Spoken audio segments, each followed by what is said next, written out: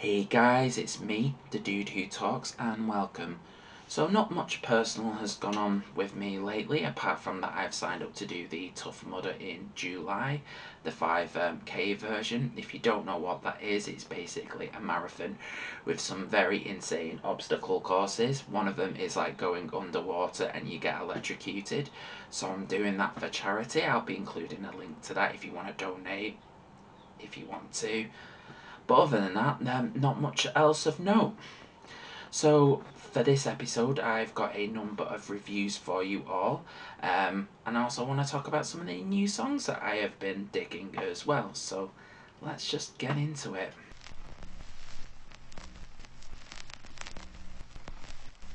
So I thought I would start this off with the band Phrozen. The title song of this album is a song that I'm really digging at the moment from their debut album Question Society Secrets, which is out now. The song starts off with a little bit of an intro with a classical guitar, and after that you just get something along the lines of Black and Thrash, you know, along the lines of bands like Toxic Holocaust or Hellripper. It definitely packs a punch and the song is worthy of your attention.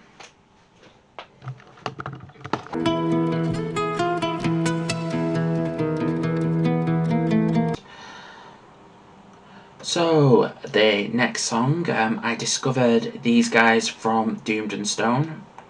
Really awesome channel. Guy who runs it is a really lovely dude.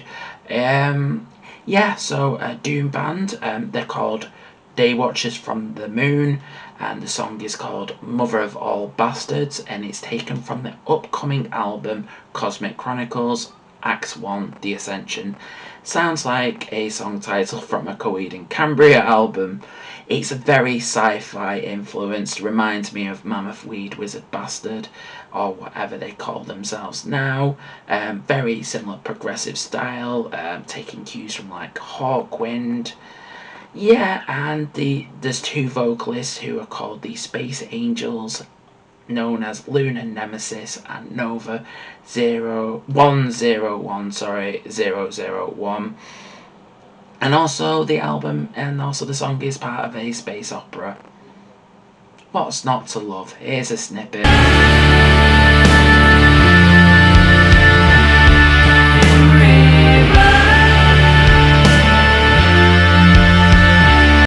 So the next song, it could be considered the odd one out, as we've had sci-fi doom and black and thrash.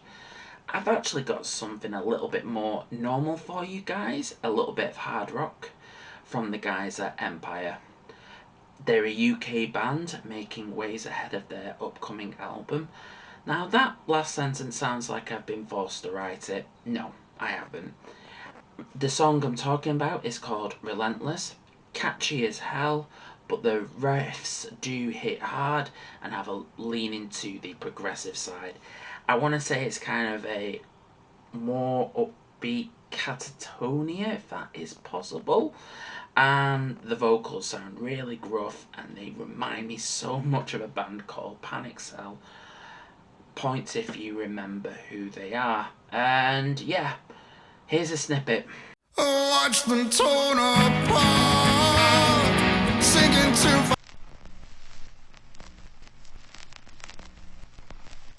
Oh, I've got a number of reviews for you lovely lot. So why don't we just get into it? So now I'm going to be talking about the upcoming album from Desert Storm, which is called Death Rattle. Death Rattle is out on the 31st of March through APF Records.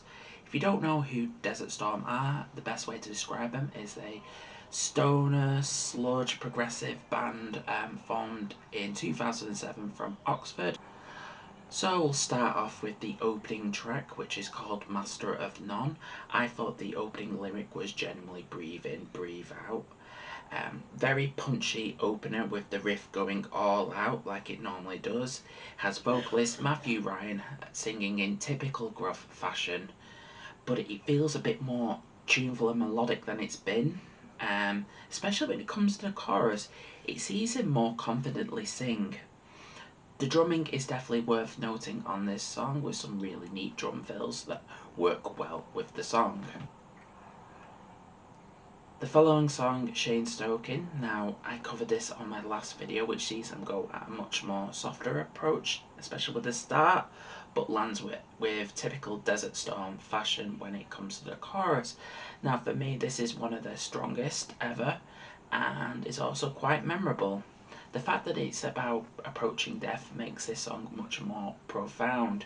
And one thing I'm noticing, and this is in the vocals department, is that there's much more confidence in the clean vocals. Don't get me wrong, there's still a lot of like deep bellowing along the levels of like Kirk Weinstein. Given that the song is quite long as well, there's given much more room for riffs, and it gives the song structure a little bit more pizzazz. And I can also see that this song will go down really well live. Bad Trip sees them start a little bit more of a slower and delicate pace, but I feel like this is the kind of theme of their album, as it sees them be a bit more mature. Though, when the feedback does kick in for this song and for the riff when it starts, you know it's gonna blow cobwebs off, and it fucking does. One thing I'm noticing is that there's a lot more moments in these songs, especially this one for example, that there's a lot more room for instrumentals to kick in and just really play about, and I think that's really cool. Meltone for me is possibly the most Desert Storm song on this album. You have the opening riff, which I'm going to play for you.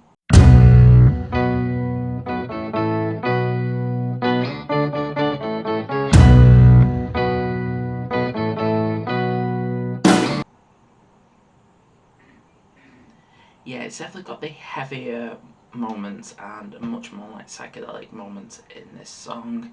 It's definitely the song that grooves the most on this album. Salt of the Earth is one hell of a mood for me, very bluegrass tinged, it's very bleak, but the lyrics are very profound. I think it's about death. Though if there was a song on this album that I would come back to, it would be this one.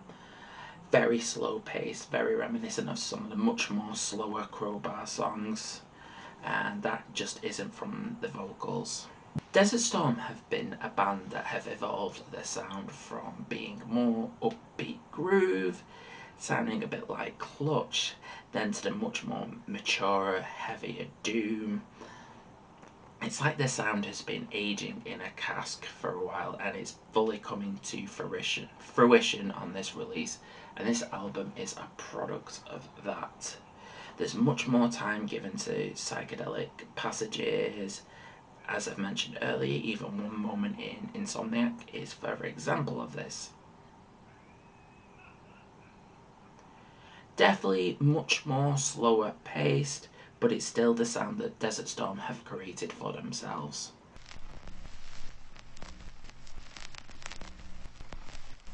Nitpicks. I don't really have anything like picking of the nits to say about this record, but I will say if you are more into the groovier sound of the earlier albums, it might not appeal to you as much.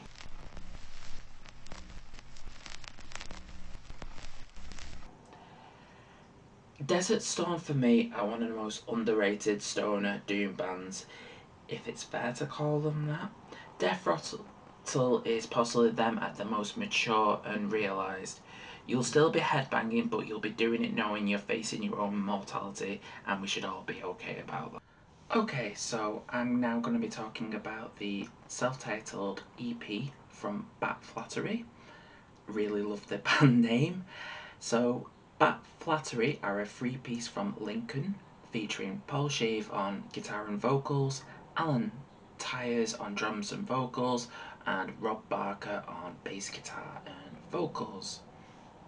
So they were formed in 2020. The band have shared stages with bands such as Chalk Hands, Levia Breacher, Mannequin Death Squad, and Cool Jerks. So with that brief intro out the way, let's get into it.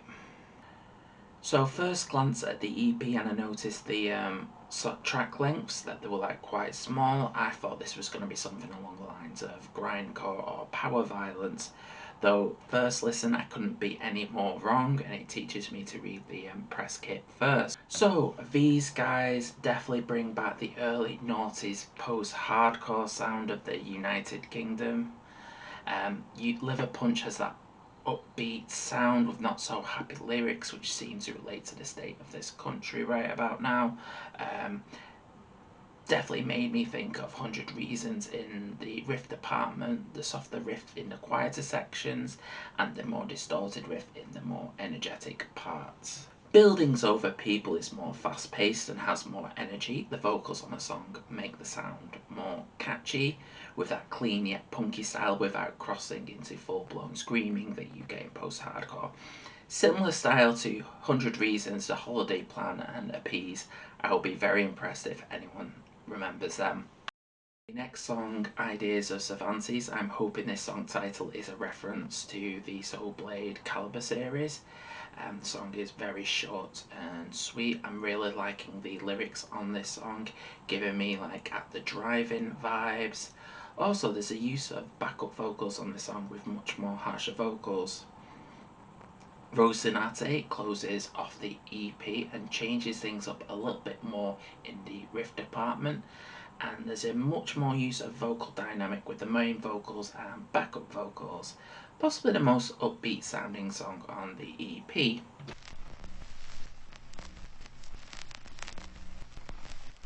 So nitpicks. So yeah, the songs are really great, but they end before they can really deliver. It's like I'm enjoying it and then someone presses the stop button and goes, yep, that you've had your fill. Overall, if you have 6 minutes to spare with this EP, I would highly recommend checking this EP out. It has a lot of potential.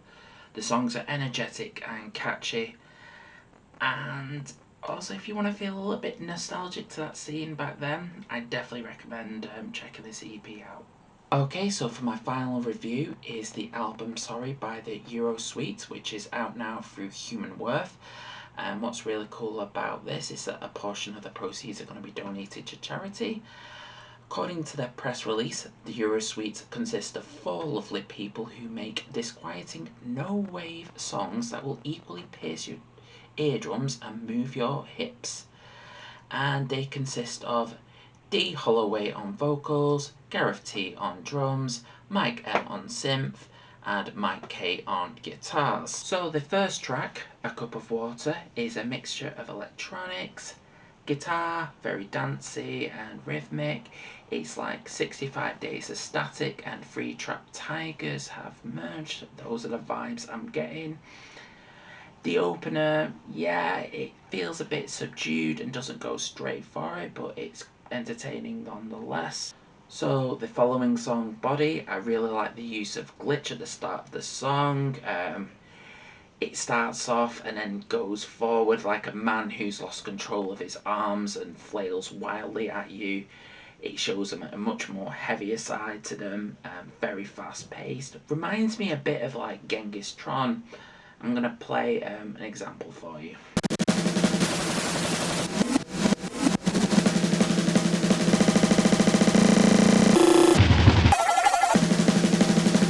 The song Pullback has the heaviness of the previous song I was referring to, but has a bit more rhythm to it. Pullback doesn't live by its name and instead pulls forward in random directions, or just to put it bluntly, it's just batshit insane. So here are some side notes relating to the album. The opening riff for the song 7 is really bugging me as it's reminiscent to this song that I've just got stuck in my head.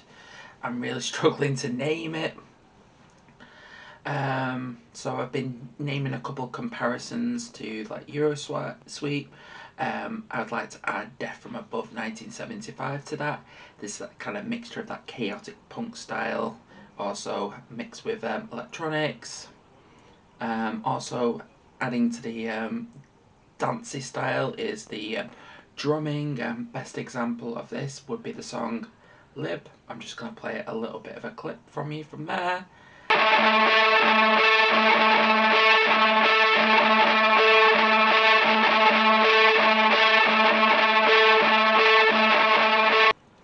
So the best way to describe the album as a whole would be chaotic disco with crazy left turns, especially with some of the riffs and how they help shape the album when it goes off on a tangent, and the effects used on the riffs as well really add to it. If I was being a tad more critical, however, I wish they went a bit further with it, but that's just me.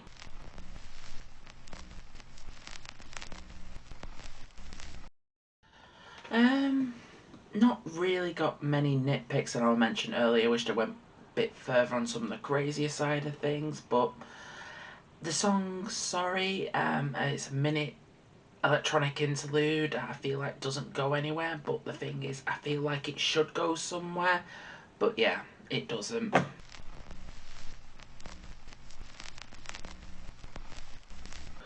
My overall opinion on this one, as usual, is a positive one.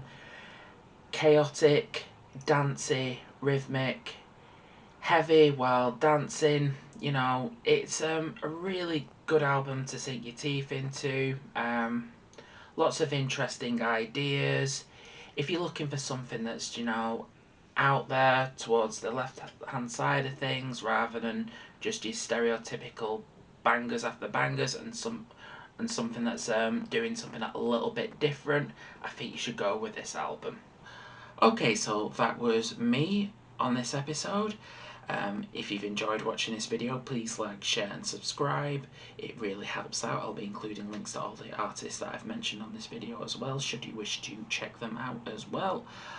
So I'm also on Facebook and Instagram. I'll be including links to them should you wish to give me a like or a follow on them.